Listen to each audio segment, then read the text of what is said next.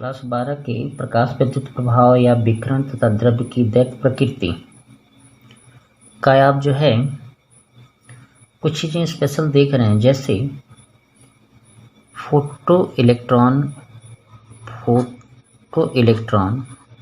की ऊर्जा सूत्र।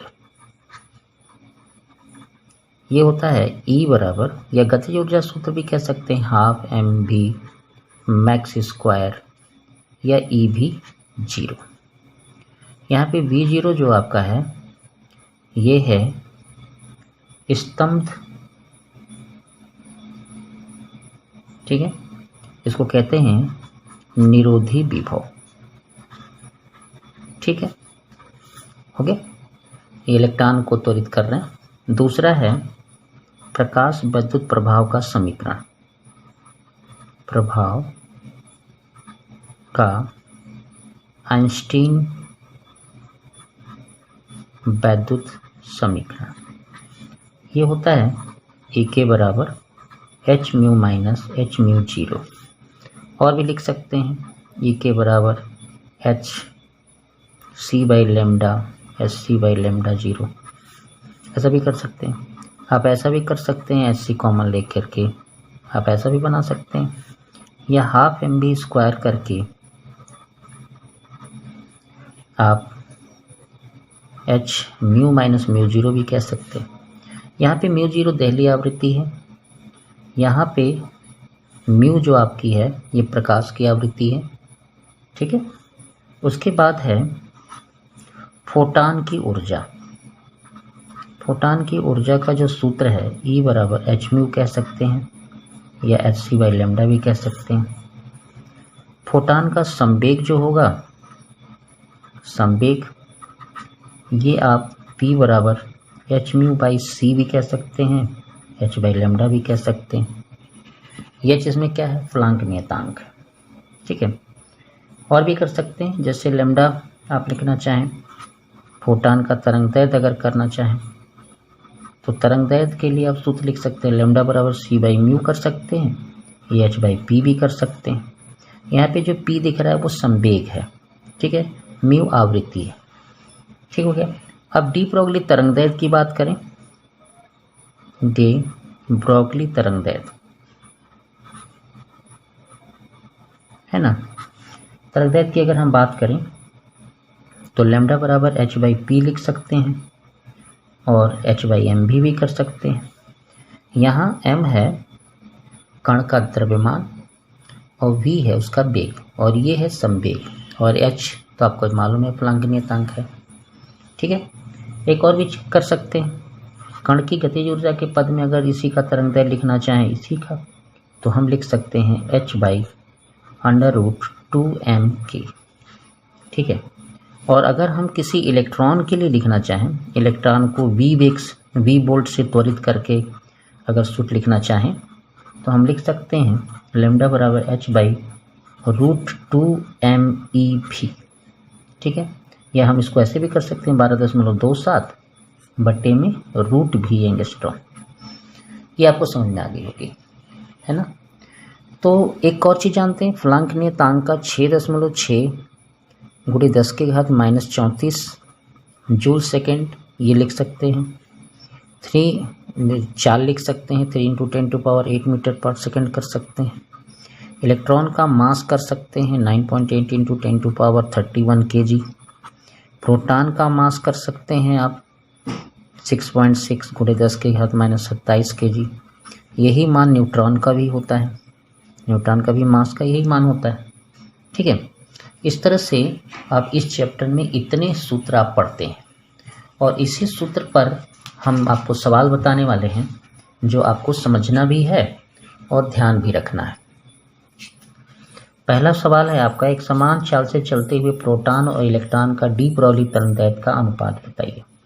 देखिए, एक सिंपल में तरंग दैर्घ्य का जो डी ब्रोगली तरंग दैर्घ्य का जो अनुपात हो एम भी है, इसमें वेग को समान कर दिया उसने, तो एक चीज़ फाइनल हो गया कि जो ये प्रोटॉन है और जो ये इलेक्ट्रॉन है, इसी के आधार पर तरंग दैर्घ्य चेंज होगा, यानी ऐसे, यानी हम अगर ये प्रोटॉन लिख दें, नीचे इलेक्ट्रॉन लिख दें, तो ये द्रव्यमान ऊपर इलेक्ट्रॉन का हो जाएगा और नीचे प्रोटॉन का हो जाएगा।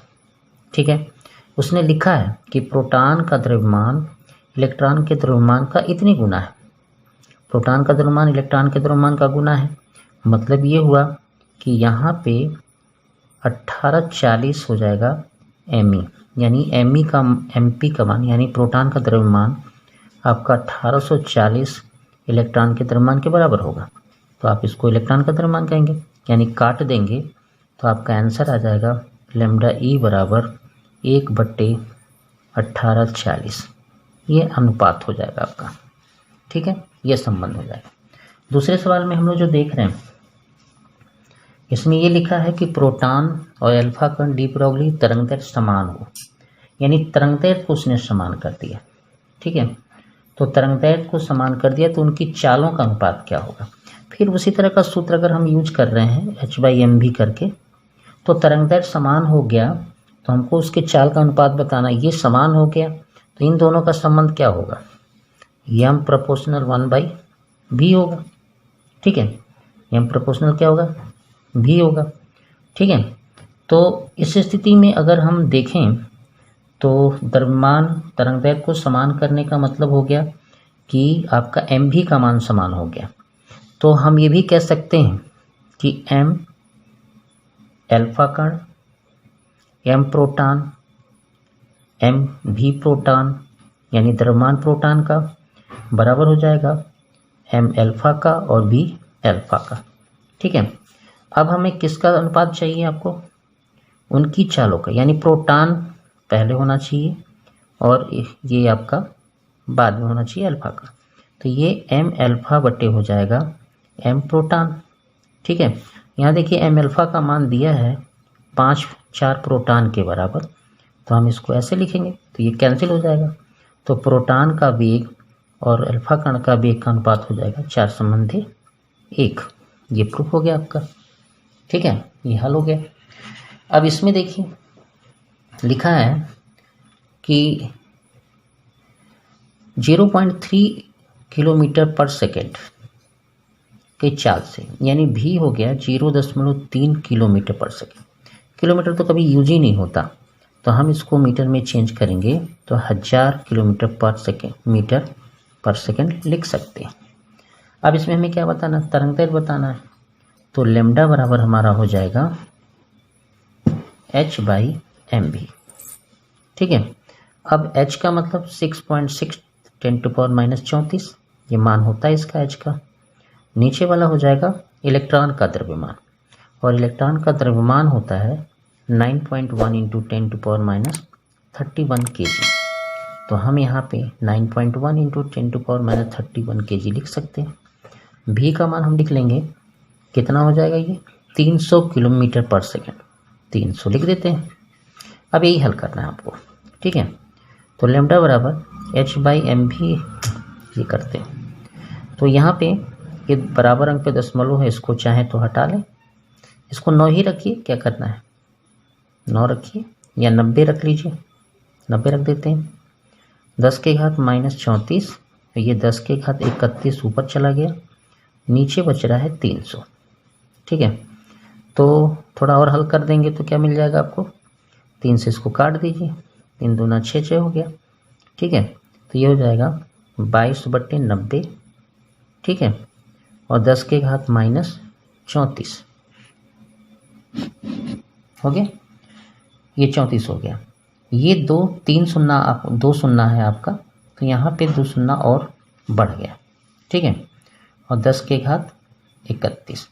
थोड़ा और हल कर देंगे हम यदि, तो 22/9 अगर हम कर दें, ठीक है, तो 10⁻34 हो जाएगा, 10 के घात 31 हो जाएगा, और ये वाला आपका बन जाएगा 3 ठो, ये वाला चला गया ऊपर। तो इसको अगर हम भाग दें तो 9 दूना 18 पॉइंट हो गया, तो 4 0 9 चौक 36।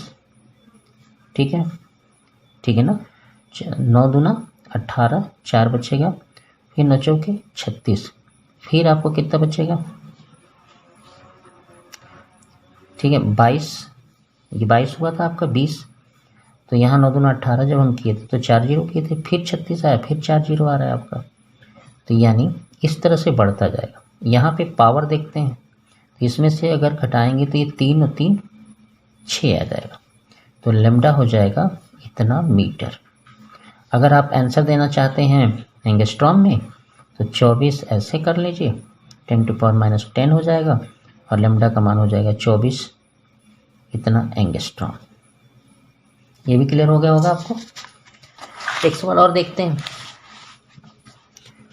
कि लिखा है कि धातु पृष्ठ से इतने फोटॉन निकलता है, यानी धातु पृष्ठ पर इतने प्रकाश की ऊर्जा निकलती है, यानी ये ई है, ई भी।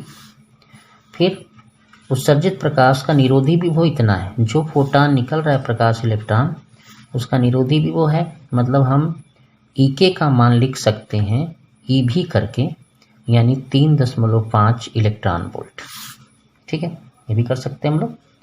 अब हमें निकालना है कार्यफलन। तो हम जानते हैं कि ई बराबर जो होता है ई के प्लस डब्लू होता है। इसका मान कितना है 5 इलेक्ट्रॉन वोल्ट। ई के का मान दिया उसने 3.5 इलेक्ट्रॉन वोल्ट प्लस डब्लू, यानी डब्लू बराबर होगा 5 electron volt minus 3.5 electron volt, तो ये हो जाएगा आपका 1.5 इलेक्ट्रॉन वोल्ट। ए मान आ गया इलेक्ट्रॉन वोल्ट में। अब अगर निकालना चाहते हैं आप जूल में, तो जूल के लिए हम क्या करते हैं, यहाँ पे 1.6 10⁻19 का गुणा करते हैं, तो ये क्या कहलाएगा जूल में। तो ये हो जाएगा 16×5 80 और 16 और 8 से 14 यानी 24। कितने अंक पे 2 अंक पे 10⁻⁻19 जूल। ये इसका आंसर हो जाएगा। ठीक है, एक और देखते हैं। किसी धातु के कार्यफलन इतना है देहली आवृत्ति। तो कार्यफलन दिया है यानी डब्लू दिया गया है आपको 6.6 इलेक्ट्रॉन वोल्ट। इसको यूज नहीं कर सकते क्योंकि जूल में रखना पड़ेगा इसे। आप इसे जूल में बदल लिए, इसको बदल लिया आपने। और देहली आवृत्ति का होता है W बराबर H mu zero. Mu zero को देहली आवृत्ति कहते हैं, तो ये हो जाएगा W/H। अब इसको हम लोग हल कर रहे हैं, तो W का हो जाएगा 6 × 10⁻6 यानी 6.6 × 1.6 × 19। ये H का मान होता है 6.6 × 10⁻34। ये कैंसिल हो गया, तो म्यू जीरो का मान आ रहा है 1.6 10⁻19। ये ऊपर जाएगा तो 34 में से 19 घटाना है आपको, तो 9 5 14 2 1। ठीक है ना। तो ये कितना आ जाएगा आपका म्यू जीरो बराबर 1.6 10⁻15 हर्ट्ज। ये भी हो गया आपका। एक और देख लेते हैं। अगला है, तो अगला सवाल आपको हम ये दे रहे हैं, इतने इलेक्ट्रॉन वोल्ट की न्यूट्रॉन का डे ब्रोगली तरंग है। ये काइनेटिक एनर्जी हो जाएगा, इसको के कहेंगे। 12.8 मिलियन इलेक्ट्रॉन वोल्ट है। तो मिलियन को इलेक्ट्रॉन वोल्ट में जब चेंज करना होगा तो 10 के घात लगाएंगे 6। ये हो गया इलेक्ट्रॉन वोल्ट। क्लियर हो गया आपका। अब इसको हमें हल करना है, और अगर हम इसको हल करना चाहें काइनेटिक एनर्जी को, तो हम यहाँ पे जूल में लेना चाहेंगे, तो आपको जूल में मिलेगा। जूल में कितना मिलेगा 1.6 10⁻19। इसकी जगह अगर हम ये रख देते हैं तो ये जूल में कन्वर्ट हो जाता है। अब हमें मान निकालना है, तो लैम्डा बराबर होगा h/√2m_k।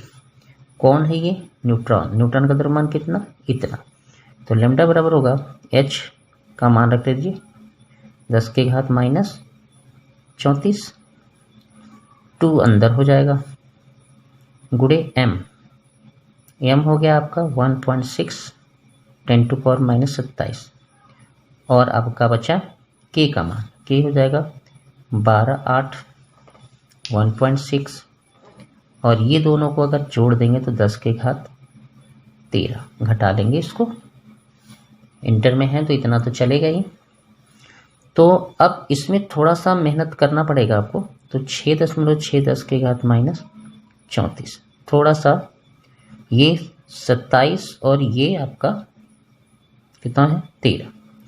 तो आप इसको ऐसे भी कर सकते हैं कि इसको गुणा कर देंगे तो क्या आ जाएगा आपका 2 8 16, 12 दूना 24 और 1 25 इतना।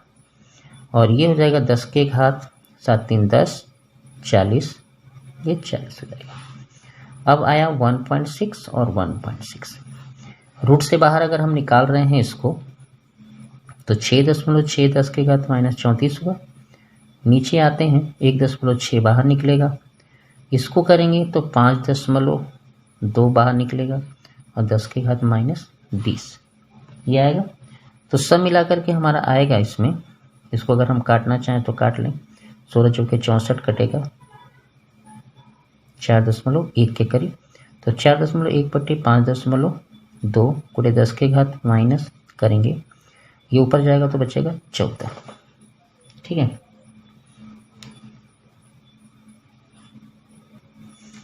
-0.8 गुणे 10 के घात -14 मीटर, ये आपका आंसर हो जाएगा। पूरा वीडियो आप देख करके फिर से करिएगा, पसंद आएगा तो लाइक शेयर करिए। धन्यवाद।